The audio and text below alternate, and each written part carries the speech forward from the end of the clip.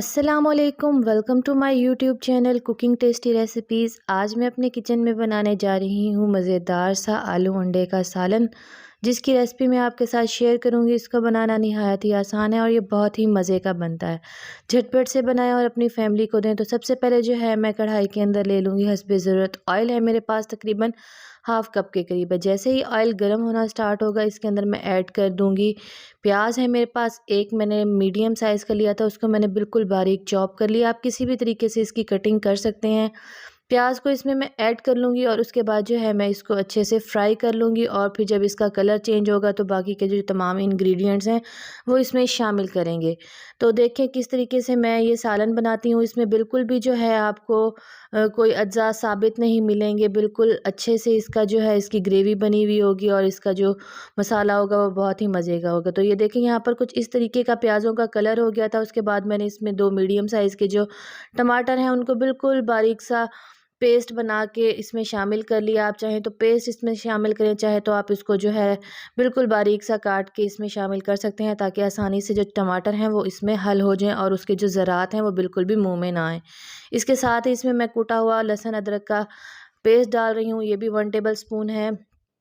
इससे जो है ग्रेवी इसका टेस्ट बहुत मज़े का बनता है और जो इसका फ्लेवर है वो इन्हेंस होकर आता है। तो इस तरीके से हम जो है ये शामिल करने के बाद अच्छे से मसाले की भुनाई कर लेंगे तकरीबन 4 से 5 मिनट के लिए। ये देखें यहाँ पर जो मसाले की भुनाई है वो काफ़ी अच्छी खासी हो चुकी है। जो इसमें पानी वगैरह था वो भी खुश्क हो चुका है। अब इसमें मैं ड्राई इंग्रेडिएंट डालूँगी, जिसमें है 1 टेबल स्पून सूखा धनिया, हाफ़ टी स्पून के करीब मेरे पास है हल्दी पाउडर और उसके बाद सुर्ख मिर्च कुटी हुई जो पिसी हुई जो है वो मेरे पास 1 टेबल स्पून है। आप हस्बे ज़रूरत ऐड कर सकते हैं और नमक भी मैंने इसमें हस्बे ज़रूरत शामिल किया है।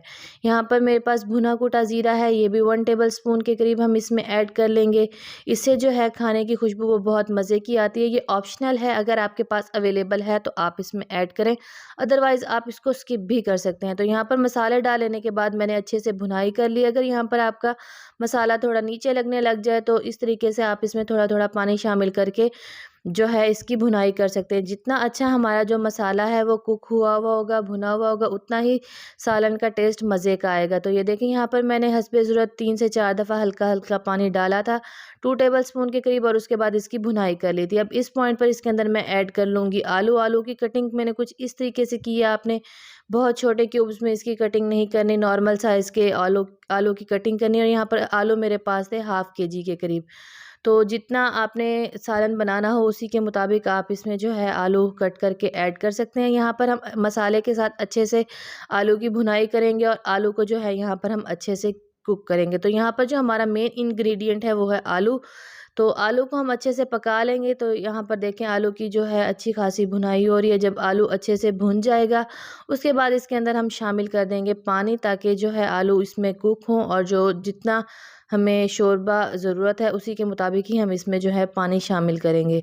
तो ये देखें यहाँ पर मैंने पानी शामिल कर लिया है। यहाँ पर पानी अच्छा खासा खुश्क होगा और उसके बाद जो है आलू भी इसी के अंदर सॉफ्ट हो जाएंगे। यहाँ पर हम इसको कर देंगे कवर तब तक के लिए जब तक कि जो आलू हैं वो सॉफ्ट नहीं हो जाते।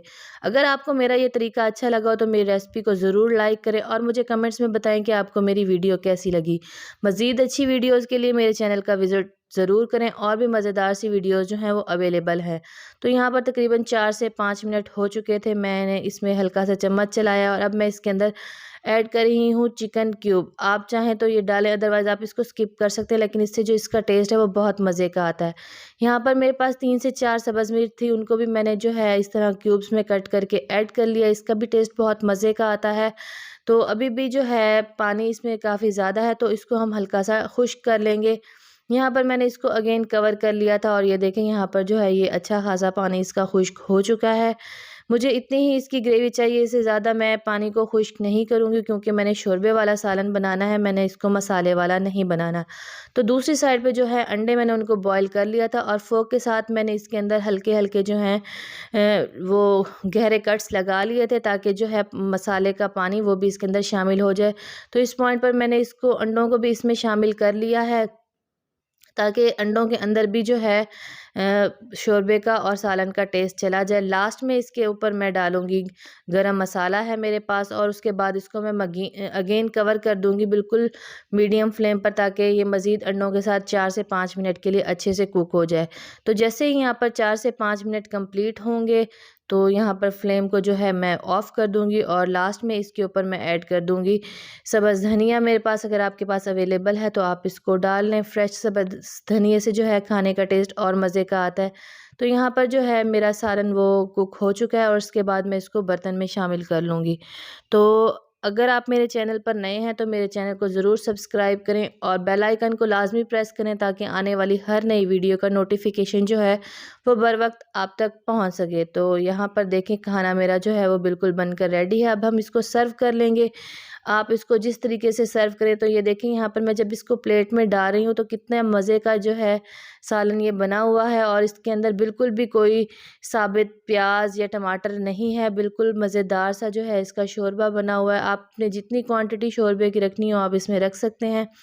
तो ये देखें इस तरीके से जो है मैंने इसको प्लेट में सर्व कर लिया है, और उसकी सर्विंग कुछ इस तरीके से की है।